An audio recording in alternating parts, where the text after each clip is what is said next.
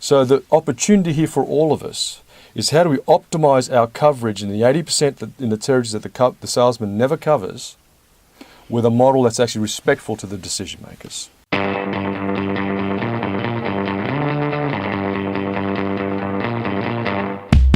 I've got John Bedwany with me again. Welcome back, John. Hi, how are you?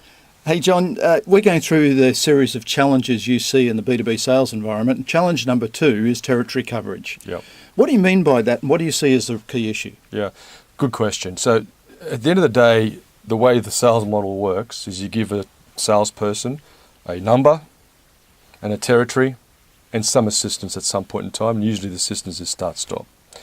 But if you really want to see if you've got optimized coverage, you want to be making sure that every contact in that person's territory is adequately covered by the organisation.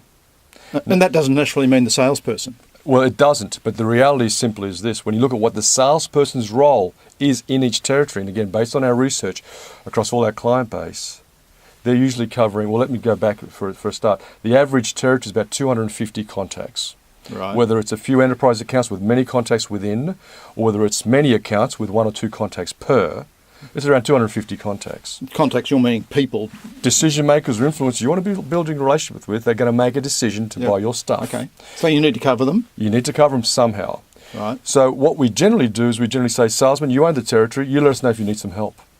But what we have and maybe we do a little bit of marketing and a bit of push stuff out there. And it's stop-start, and it's not strategic, and we actually disrupt the marketplace doing that. But the salesman generally tends to say, leave it with me, I'll let you know if I need some help. Yep. Now, so let's look at how they're covering their territory. What we have found is they will be lucky to cover 50 contacts a quarter, having discussions, making sure they're in the market, etc.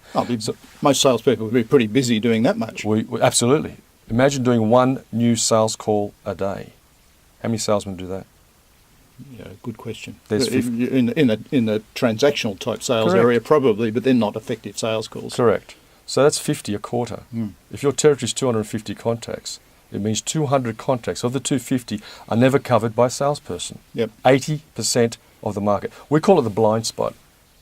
So the organisation thinks we've got them covered because we've got a salesman, expensive salesman, but they're not covered.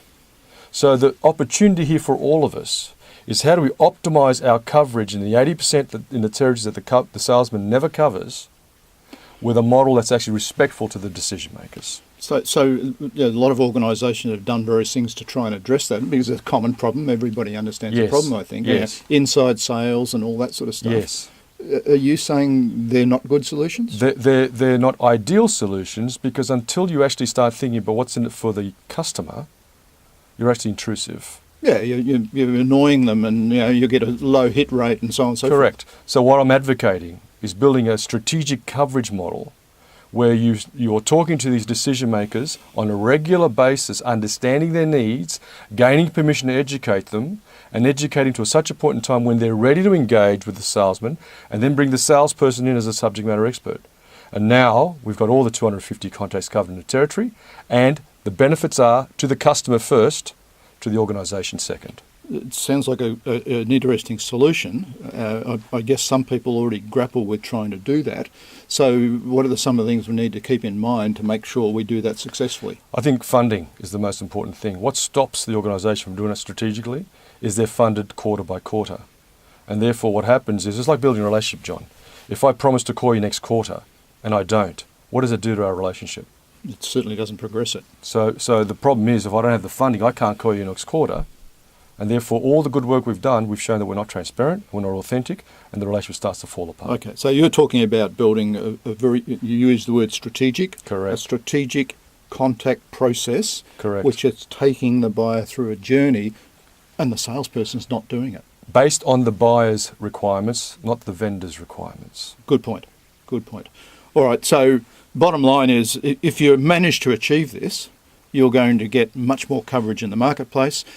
At the same time, you're going to be freeing your salespeople up to really work on the live ones. Absolutely. And just as importantly, you're getting the intel of the needs of the market. Okay, Seek first to understand before we speak. John, that's really interesting advice. I look forward to learning more about it as we go through these series of interviews. Thank you. Thanks, John.